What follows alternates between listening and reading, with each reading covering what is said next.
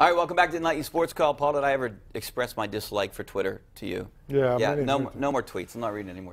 Many times. You know, before you get to the phone, though, I think we should, talk a little bit about the fact that Bob Pelko, one of the great coaches in this area, might have coached his last game tonight. I mean, he's retiring from education as a teacher or whatever, and he's considering maybe walking away from football. So 22 seasons, record 7 Whippeal titles. This guy is one of the greats. 19 playoff seasons in 22 years or whatever, and 7 They lost playoffs. by 1 today. So seven playoffs. So cheap, shameless plug. You know, they got all the high school scores and all that stuff on KDKA News. Make sure you tune in at 11:15. I wanted to give a shout out because Pelko is one of the best in the business, best guys in the business too. He is. So, Tremendous. Let's go to the phone. Let's go to the phone line. Jerry, Gibsonia. How you doing, Jerry? Good. Number one, do you think there's a chance that Young Ho Gong could come back? And number two, do you think the Pirates would want him back?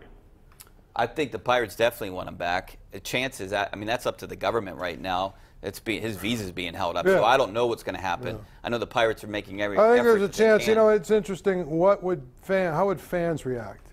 Because I think there would be half the fans would be forgiving and okay. Yeah. But there's a lot of people, on my radio show, I hear a lot of different people. They're very angry about him, and they want the Pirates to get rid of him.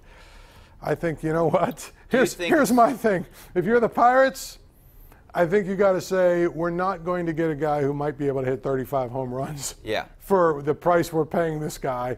So let's just make sure we get him a cab ride home every night and put him at third. We got an Uber account. You know what I'm saying? I think that's one of the things. If he plays well, then you're going to get the 50% down to like 20%. Exactly. You know that these people are going to come on board and maybe forgive him for what he's done. So one quick call from David in Finleyville. You have 1 minute, David. What's up? Okay.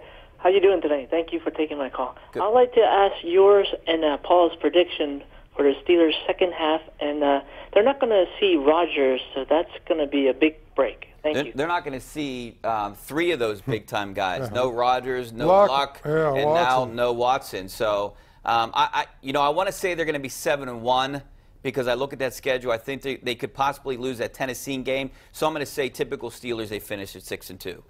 12-4, not bad. Don't know if that's first. I think they go AFC. 7. I think they go 7-1. What's the one loss? I think the one game they could possibly lose. I think they'll beat New England, but I think the game they'll lose might be the Bengals. At the Bengals. Yeah, at Cincinnati. That might be the game they lose. Yeah. I don't know. I like 6-2. He likes 7-1. We're going to wrap up the show coming up next. Stay right there.